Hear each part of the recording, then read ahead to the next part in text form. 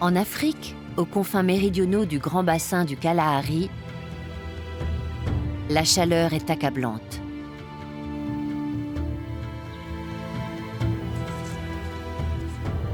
Tout devient très difficile.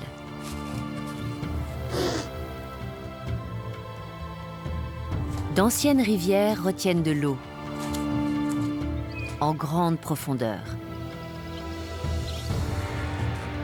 Ces trésors cachés sont des sources de vie fragiles mais essentielles.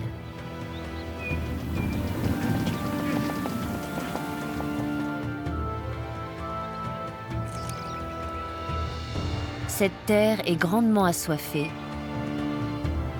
mais d'une beauté sauvage.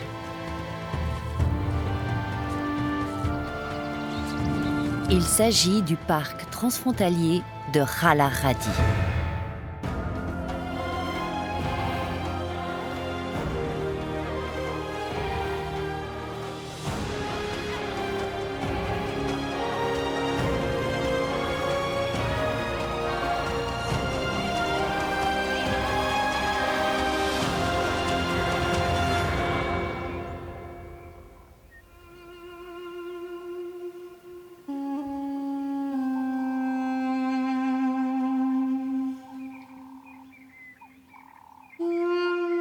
Le bassin du Kalahari compte parmi les paysages les plus spectaculaires d'Afrique australe.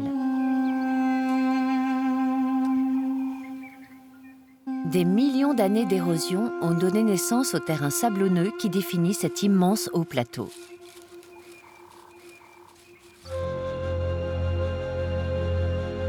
Ce territoire abrite le parc transfrontalier de Khala Radi.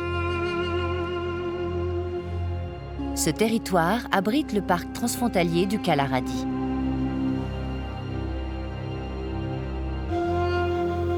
Partagée entre l'Afrique du Sud et l'ouest du Botswana, cette réserve naturelle s'étend sur 38 000 km². Vivre ici s'avère difficile à cause des longs mois de sécheresse et des pluies sporadiques et imprévisibles. Il tombe seulement 150 mm d'eau chaque année. La plus grande partie disparaît rapidement, absorbée par le sol ou évaporée sous le soleil de plomb.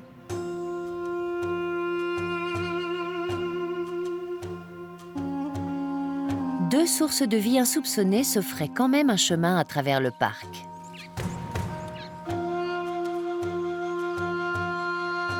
Des lits de rivières desséchées qui détiennent dans leurs entrailles l'une des plus précieuses ressources terrestres.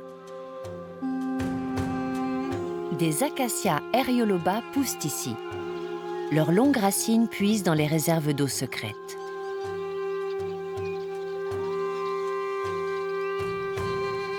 Leurs branches font office de refuge et leurs graines de nourriture pour de nombreux animaux.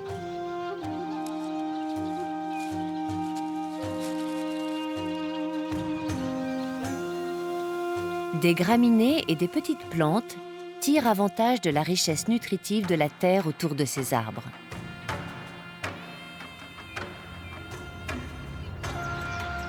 Même avec ces ressources, les résistantes créatures de Khala Radi ont dû s'adapter pour survivre à ce milieu hostile.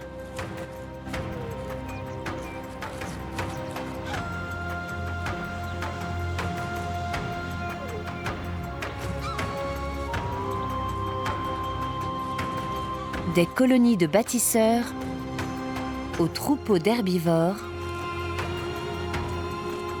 sans oublier ceux qu'ils nourrissent, les nombreux prédateurs du désert. Les animaux les plus emblématiques d'Afrique, mais aussi les plus petits et craintifs. Tous chassent pour survivre, sur terre comme au ciel. Ensemble, ces espèces forment une chaîne alimentaire dont chaque maillon dépend de la survie des autres.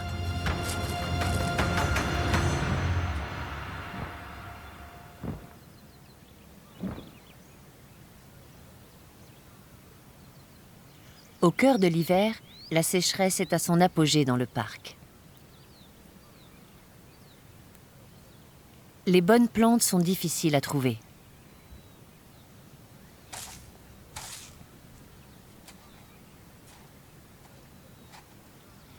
Les herbivores se rassemblent sur les rivières taries où des eaux souterraines subviennent encore aux besoins des plantes les plus résistantes. Mais parfois, la foule attire le danger. Les chasseurs les plus puissants d'Afrique vivent ici.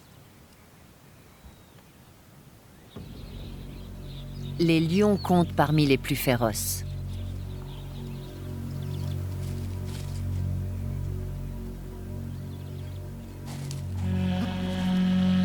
Ces sœurs sont dans la fleur de l'âge.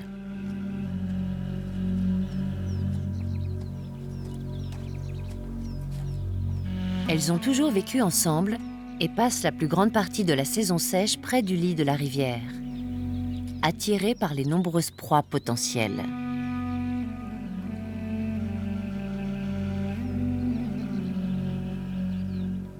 Leur troupe est menée par une coalition entre un jeune mâle, à la crinière naissante, et son allié, bien plus imposant. Ce dernier pèse environ 200 kg et il est capable d'abattre des proies 4 fois plus lourdes que lui.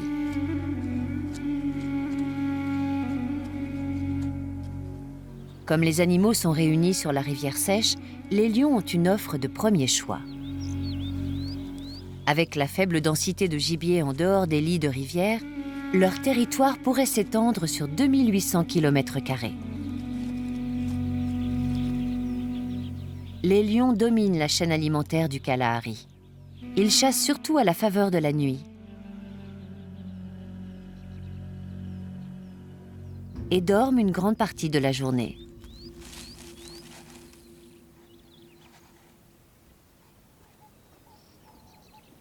Mais ils ne sont pas les seuls prédateurs du parc. Un autre groupe de félins emblématiques de Rallaradi s'apprête à vivre une journée beaucoup plus intense. Dans le lit de la rivière Nossob, une famille de guépards va passer à l'action. Elle appartient à l'une des rares espèces de félins diurnes. La nuit, ces grands fauves restent tapis pour échapper à la menace de redoutables concurrents comme les lions.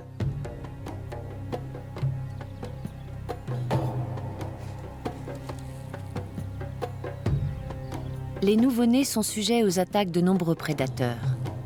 Dans certaines zones, la majorité d'entre eux meurent avant l'âge de 3 mois. Cette mère a fait un travail remarquable. Elle a réussi à élever ses 4 petits qui vont bientôt prendre leur indépendance.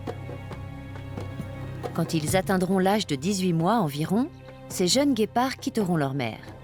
Ils doivent donc saisir chaque occasion pour apprendre à tuer.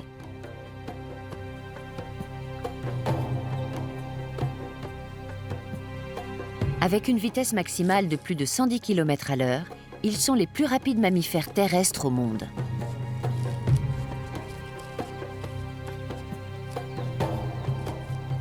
Contrairement à d'autres félins, leurs griffes sont toujours apparentes. À grande vitesse, cela leur assure une bonne adhérence au sol meuble, comme les chaussures à pointe d'un athlète. Même si ces prédateurs ne sont pas les plus féroces, ils comptent parmi les plus efficaces de Rallaradi. 2 fois sur 7, leurs chasses sont fructueuses. Un taux presque 2 fois supérieur à celui des lions. Dans les lits des rivières, leur proie préférée est le délicat springbok.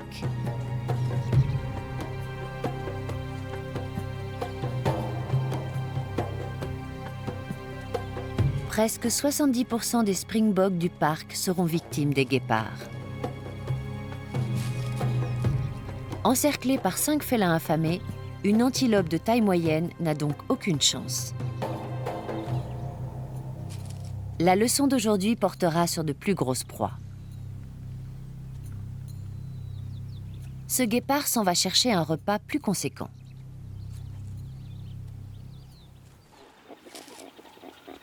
Pour le moment, ces springboks peuvent manger tranquillement.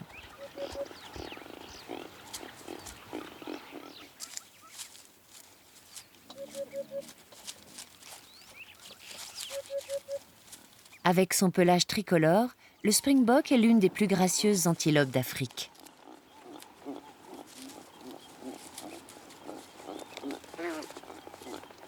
Ici, sa fourrure est également essentielle à sa survie.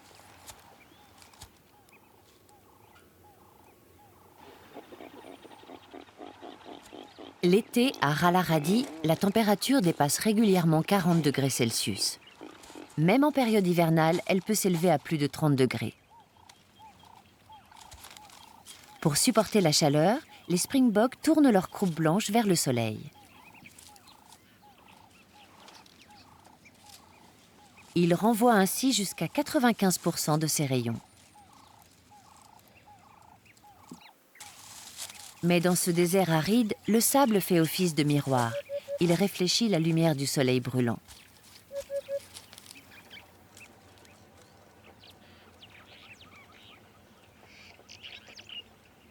Les ventres blancs des springboks repoussent aussi ces rayons, ce qui limite leur température.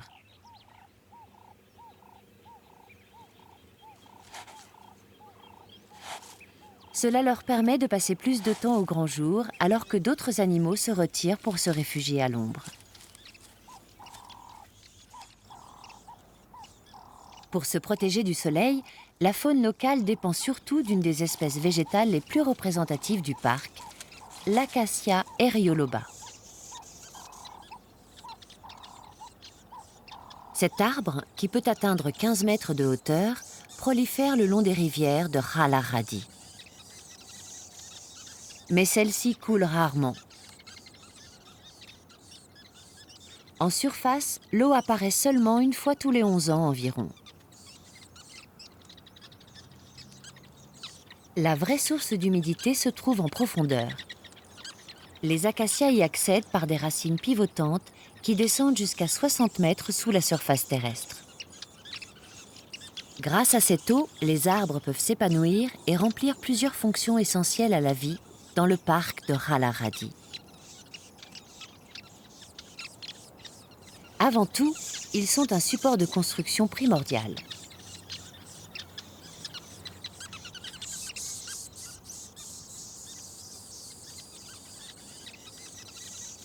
Cet amas de brindilles peut sembler inerte de loin.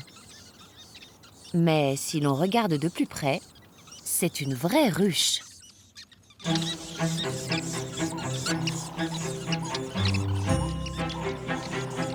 Elle abrite une colonie d'incroyables architectes. Des républicains sociaux.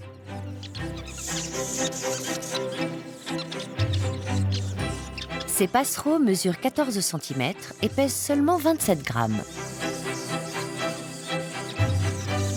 Mais quand ces petits oiseaux joignent leurs efforts, ils fabriquent dans les acacias des nids aux dimensions exceptionnelles, pouvant mesurer jusqu'à 7 mètres de long et peser plus d'une tonne.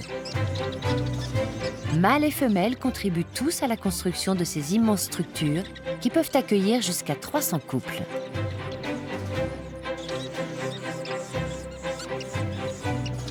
Pendant la journée, leur habitat s'apparente à un aéroport international en effervescence. Avec des arrivées, des départs et des centaines de vols.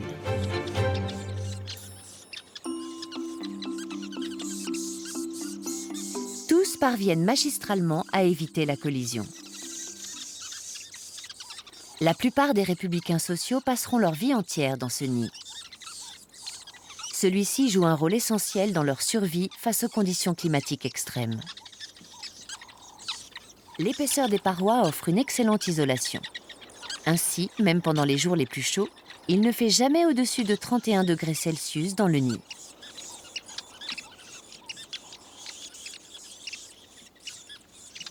Lors des nuits d'hiver glaciales, la chaleur partagée par les oiseaux peut faire monter la température interne jusqu'à 23 degrés.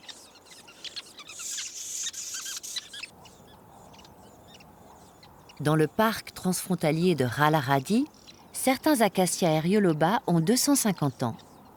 Ces épineux n'ont jamais cessé d'abriter des nids de républicains sociaux depuis plus d'un siècle, soit presque 30 générations. Ils poussent dans les lits des rivières où les nutriments s'accumulent, fixés au sable des dunes environnantes par les rares précipitations.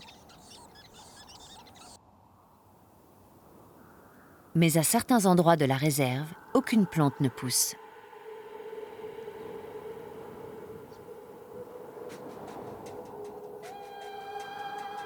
Le Ralahadi est parsemé de multiples et larges cuvettes stériles appelées pans. Ce sont les derniers vestiges de rivières mortes depuis longtemps.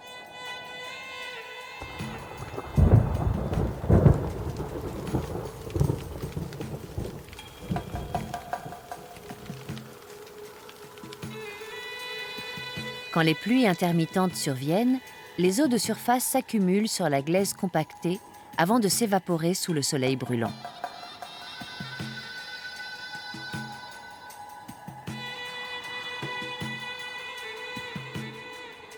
Cela laisse des minéraux et des sels qui, au fil du temps, deviennent trop concentrés pour permettre aux plantes de pousser.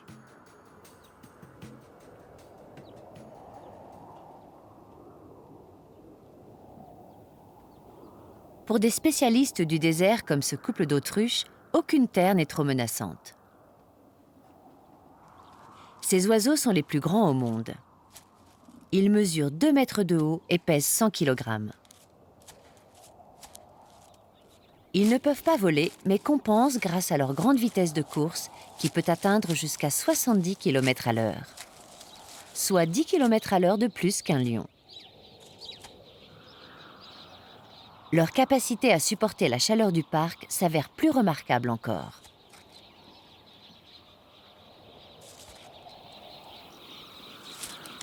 Leurs besoins en eau sont exceptionnellement faibles. Leur alimentation, principalement à base de plantes, les couvre presque entièrement. Les autruches passent peu de temps à se reposer. Elles consacrent plus de 60% de la journée à arpenter les lieux, à la recherche de nourriture.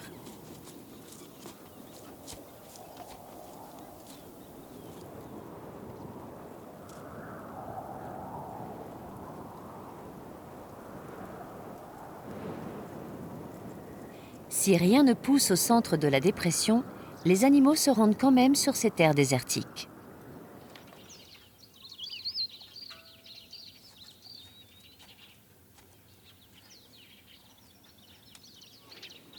Ils se rassemblent en ces cavités et mangent des petites quantités de terre. Les minéraux qu'ils trouvent ici viennent compléter leur alimentation, qui en manque en cette période difficile de l'année. Le terrain aride n'est pas la seule source de minéraux mise à leur disposition.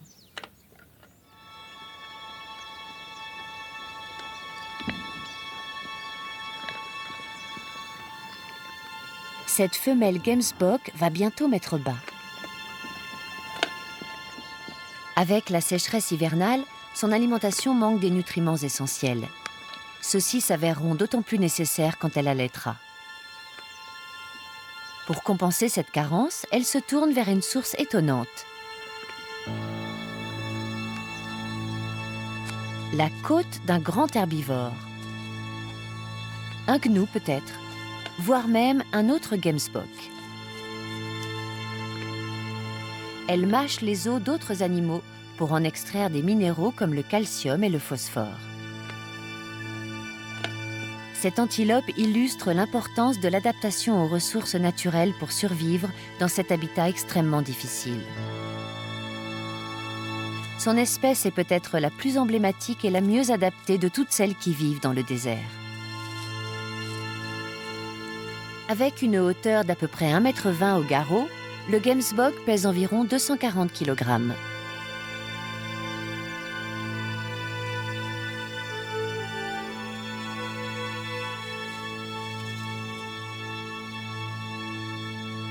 Ces majestueuses antilopes sont célèbres pour leurs cornes, qui mesurent plus d'1 mètre en moyenne et possèdent une base striée et une pointe acérée.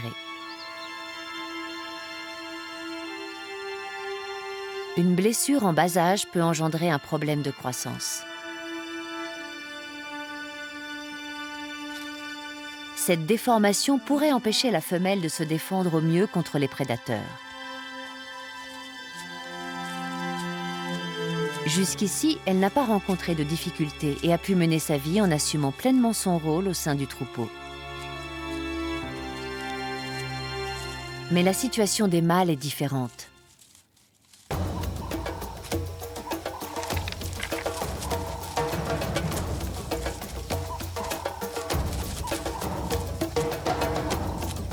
Les gemsbok sont l'une des rares espèces d'antilopes dont les cornes des mâles sont plus courtes que celles des femelles. Elles sont aussi plus épaisses et plus solides, davantage propices aux luttes pour la domination du troupeau et le droit de s'accoupler.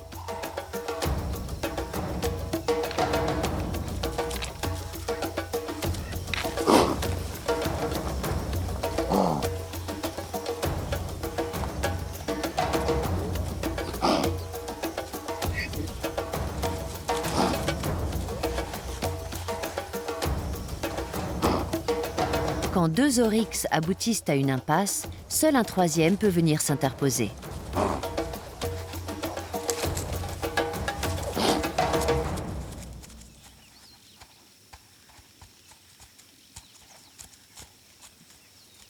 Autour du cou des mâles, la peau fait jusqu'à 6 mm d'épaisseur pour les protéger pendant ces combats.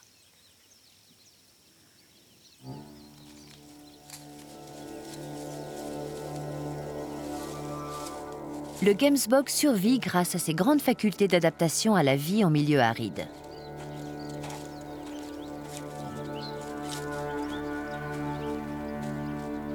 Il peut passer la plus grande partie de sa vie sans boire, ses besoins en eau étant couverts grâce à son alimentation.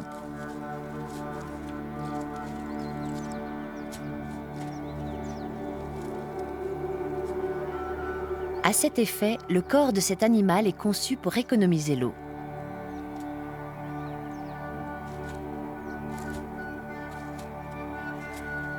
De nombreux mammifères halètent ou transpirent pour se rafraîchir, deux procédés entraînant des pertes d'eau.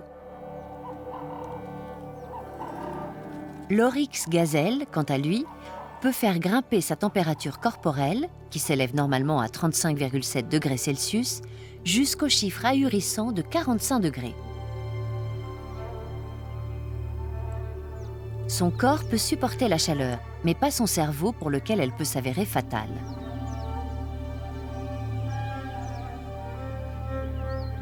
Pour éviter cela, les fosses nasales humides et fraîches de ce gemsbok possèdent un vaste réseau de capillaires sanguins. Cela permet de refroidir le sang et de maintenir la tête à une température correcte, tandis que celle du corps monte en flèche. Le gemsbok évacue la chaleur excessive pendant la nuit plus froide, qui correspond aussi au moment où il broute le plus.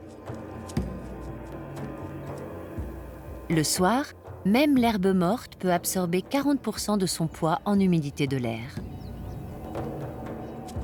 C'est suffisant pour subvenir aux faibles besoins en eau des gemsbok.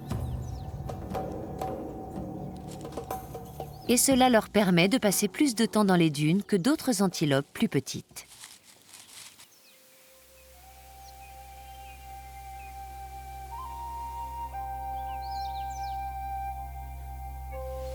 La partie sud-ouest du parc comprend des dunes qui s'étendent sur pas moins de 800 km. Leur sable a pris une couleur ocre à cause de l'oxyde de fer qui enveloppe les grains. Ici, des végétaux résistants s'implantent sur les hauteurs. Par endroits, des touffes de plantes prolifèrent.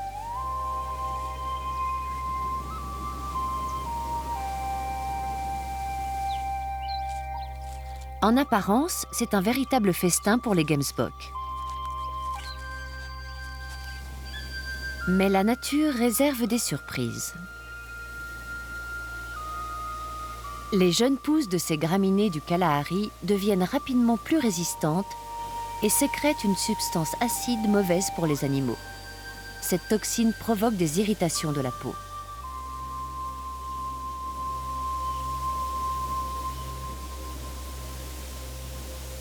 Cette mer immangeable de végétation luxuriante est aussi cruelle qu'un mirage dans le désert.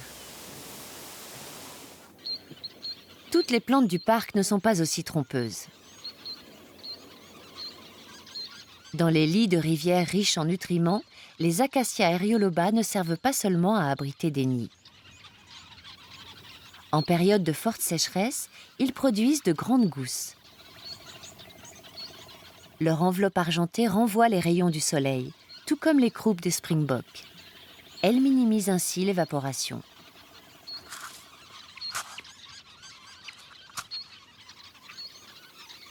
Pauvre en tanins et riche en protéines, ces cosses constituent une source nutritive majeure pour de nombreux animaux du parc.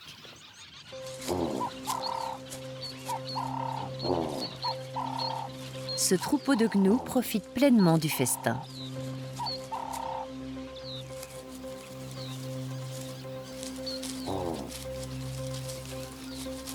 Pour germer, ces graines dures doivent traverser le système digestif à l'intérieur duquel des enzymes détruisent leurs coquilles. Bientôt, elles seront disséminées par les gnous en retour de l'apport nutritif de l'arbre.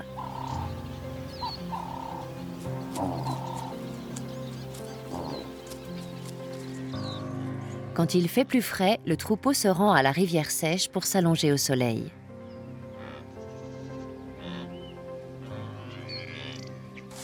Comme ils sont nombreux à l'affût, ils peuvent se détendre.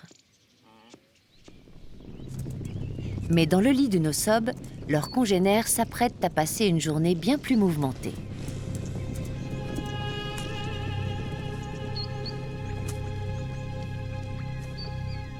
La famille de guépards a rôdé toute la journée à la recherche d'un repas pour 5.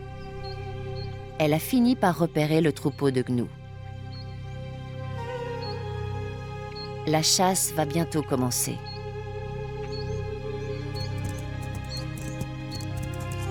Les fauves se font discrets et se rapprochent autant que possible.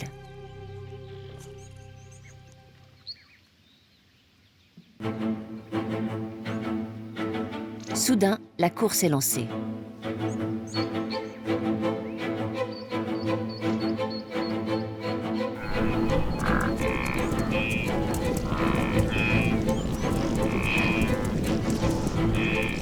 Un jeune gnou se blesse dans le chaos.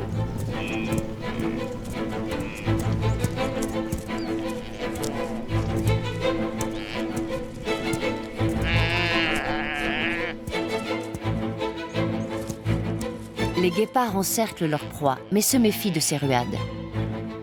Comme ils sont 5 fois plus nombreux, l'herbivore a peu de chances de s'en sortir vivant.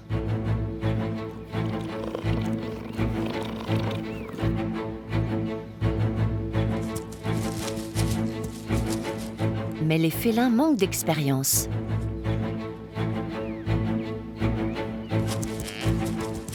Et le jeune bovin ne va pas mourir sans se battre.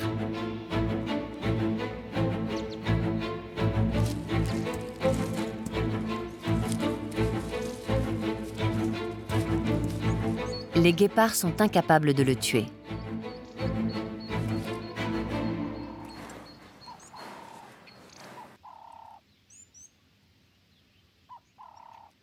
Fatigués par la course-poursuite, ils se retirent à l'ombre pour récupérer leurs forces. Le gnou a une chance de s'enfuir.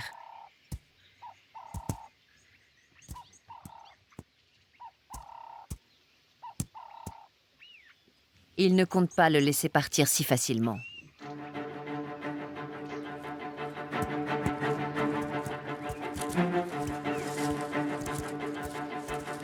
C'est chacun pour soi chez les gnous.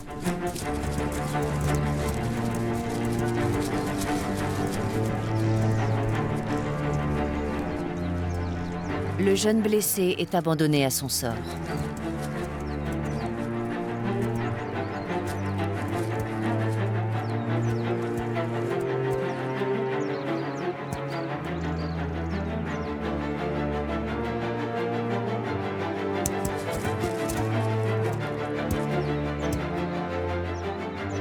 Tout juste capable de se tenir sur ses pattes, il garde les yeux sur la plus proche menace. Il tient tête à ses persécuteurs avec qui il entre dans une danse terrifiante.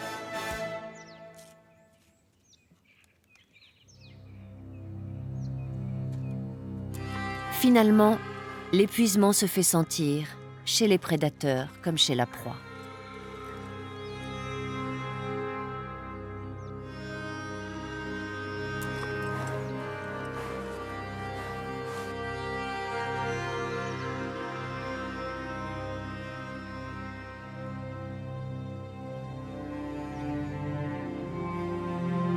Après une interminable épopée, la journée se termine de la plus étonnante des manières. Les guépards laissent passer l'occasion. Malgré toute l'énergie investie, ils n'auront aucune récompense.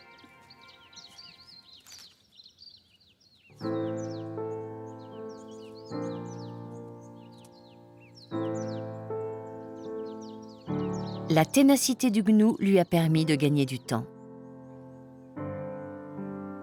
Cet exemple illustre parfaitement le fait que jamais rien n'est joué d'avance sur cette terre imprévisible.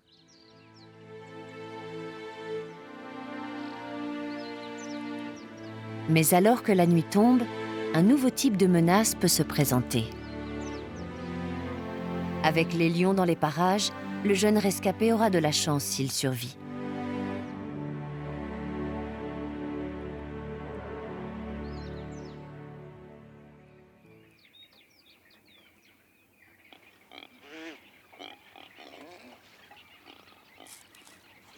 Le jour se lève et les Springboks profitent des premières heures de la matinée. Même s'ils comptent beaucoup sur l'herbe fraîche après les périodes de pluie, ces oryx se sont adaptés pour tirer parti des maigres ressources disponibles le reste de l'hiver.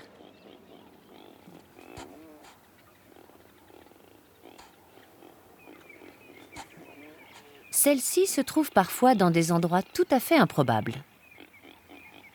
Sous le sable extrêmement sec du lit de la rivière Oob, l'antilope déterre des racines cachées et les arrache avec agilité. En adaptant leur alimentation, les Springboks arrivent à se nourrir suffisamment pour que la vie continue malgré tout dans cet environnement inhospitalier. Même en ces temps difficiles, les mâles sont préoccupés par leur désir de domination et cherchent les occasions de s'accoupler. Celui-ci se déplace entre les femelles qui l'entourent. Il les examine toutes pour voir si elles sont prêtes à se reproduire. Mais elles ne réagissent pas. La courte période des amours s'est déroulée des mois plus tôt, après la saison des pluies, quand le troupeau était en parfaite condition. À présent, les femelles ne partagent nullement l'intérêt masculin. Les jeunes mâles continuent encore à se mesurer.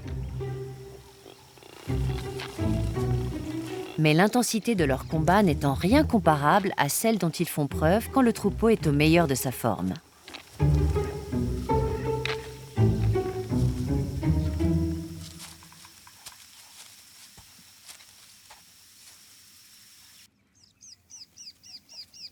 Si les Springboks ont commencé tôt leur journée, d'autres figures emblématiques du parc tardent à se lever.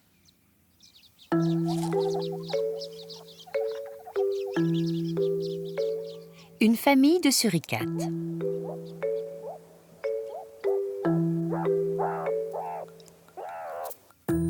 Le groupe fait preuve d'une grande prudence pour quitter la sécurité du terrier. Ils scrutent minutieusement les alentours. Et pour cause. Ils ont des petits. Comme les républicains sociaux, les suricates travaillent ensemble pour se protéger des conditions extrêmes du milieu.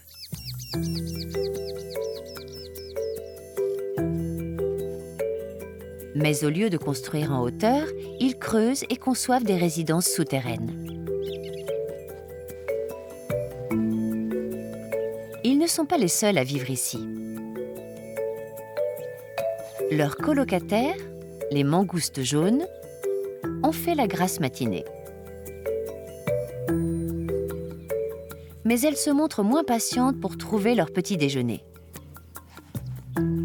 Elles sont les premières à chasser les insectes.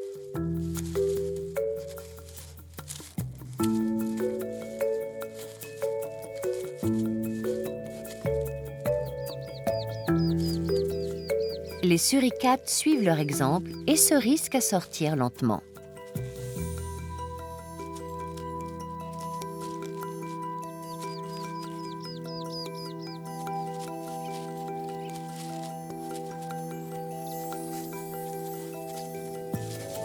Ils ne tardent pas à rencontrer leurs autres voisins, les écureuils terrestres. Eux aussi vivent en famille. Leur mère inspecte les environs. Contrairement aux autres, les écureuils se contentent d'une alimentation principalement végétale. Ils grignotent, l'air heureux.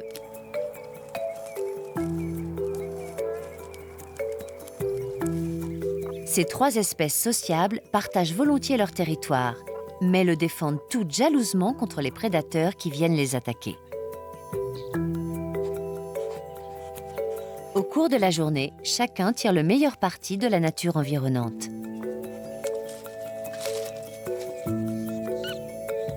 Alors que les mangoustes et les écureuils se séparent pour chercher individuellement leur nourriture, les suricates se serrent les coudes et surveillent leurs arrières. Si la journée de ces sentinelles du désert commence à peine, un autre résident souterrain du parc s'apprête à retourner dans son terrier. Ce renard du Cap a passé la froide nuit d'hiver à chasser en solitaire, creusant pour trouver des souris, sa proie favorite. Il profite de la chaleur matinale avant d'aller dormir dans son repère, où il élèvera ses petits au début de l'été.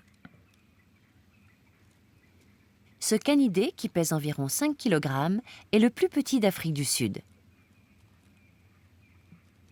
Il est également le seul véritable renard à vivre dans cette région, dont il est endémique.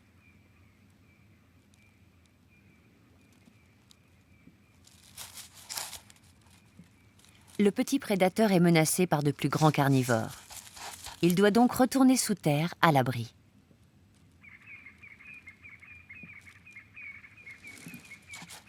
L'entrée de son terrier est soigneusement dissimulée sous les branches d'un arbuste rustique du Kalahari.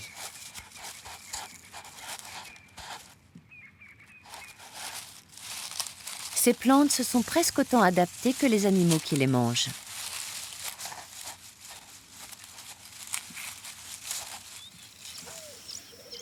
C'est le cas par exemple pour le févier à 3 épines, nommé ainsi parce qu'il se ramifie toujours en 3 branches.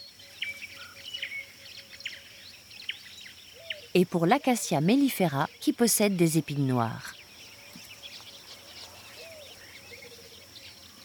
Pour résister, ces végétaux comportent des feuilles minuscules afin de minimiser les pertes d'eau par évaporation et des épines pour éviter d'être totalement dévorés.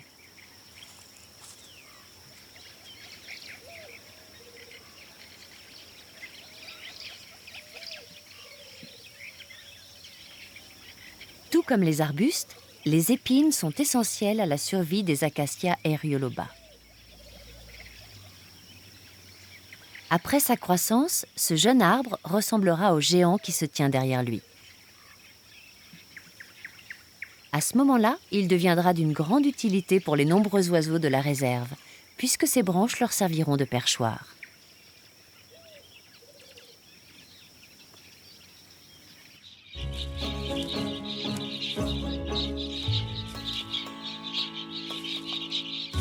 Les amadines à tête rouge font la même taille que les républicains sociaux. Ces granivores se réunissent en groupe d'une centaine de passereaux. Contrairement à beaucoup d'espèces ici, ils doivent boire souvent et se rassemblent autour des rares plans d'eau du parc. Mais les amadines à tête rouge sont menacées par les oiseaux de proie. Elles n'osent pas s'attarder en terrain découvert. Elles plongent boire une petite gorgée avant de retourner s'abriter dans les branches.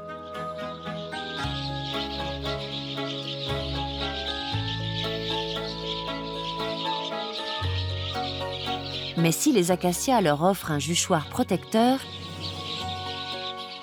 ils fournissent aussi le même service aux rapaces qui les chassent. Le rhalarradi regorge de ses prédateurs.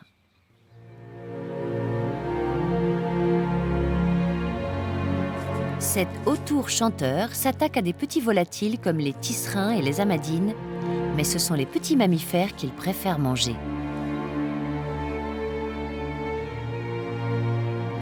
Il dévore sa dernière victime dans les branches d'un acacia.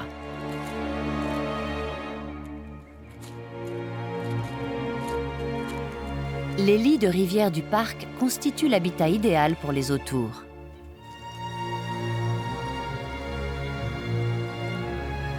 Le terrain dégagé rend visibles les rongeurs et les hautes branches des épineuses servent de perchoir, permettant de lancer des attaques en piqué.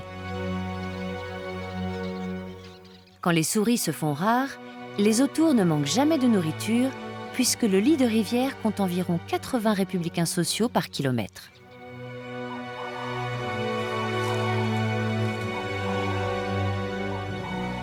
Rassasié, il utilise l'arbre dans un dernier but. Nettoyer son bec pointu en le frottant contre l'écorce rugueuse.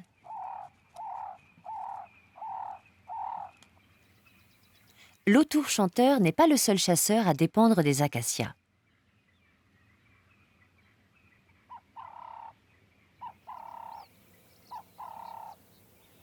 Si leurs branches servent de rampe de lancement aux rapaces, elles s'avèrent également l'un des refuges préférés d'un autre félin du Kalahari.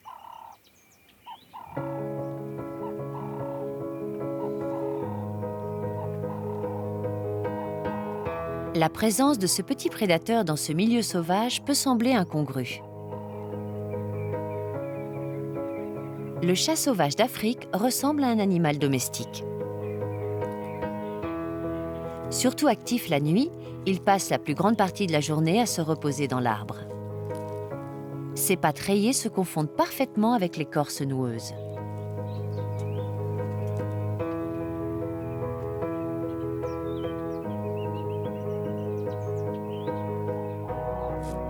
Pesant environ 5 kg, ce félin pourrait facilement être pris pour un chat tigré domestique.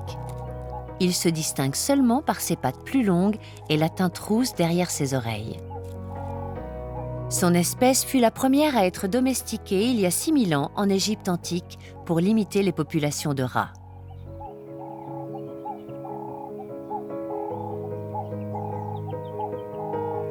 Comme ses ancêtres, les proies favorites de ce chat sauvage sont les souris et les rats.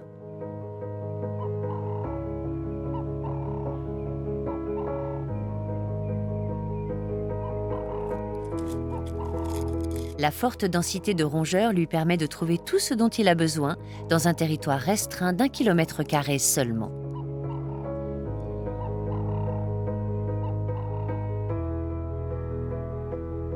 Contrairement au renard du Cap, la journée, il trouve refuge en hauteur, sur les branches ombragées de son arbre préféré.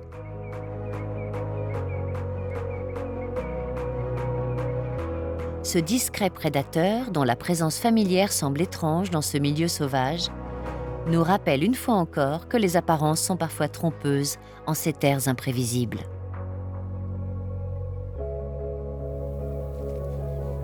Après avoir bien fait sa toilette, le chat ganté s'installe pour dormir le reste de la journée.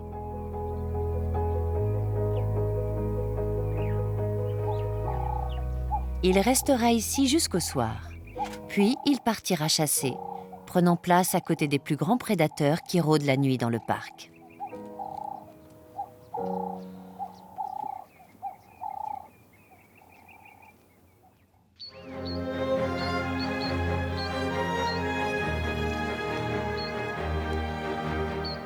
Les lits de rivière qui se fraient un chemin à travers le parc transfrontalier de Rallaradi sont des sanctuaires en ces terres difficiles.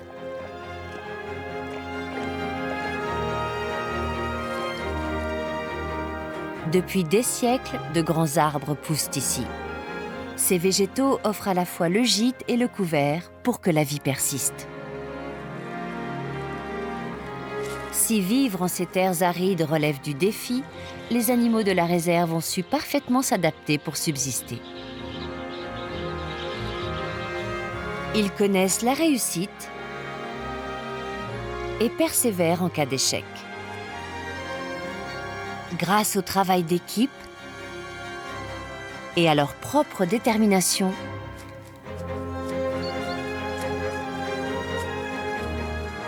il se joue du destin.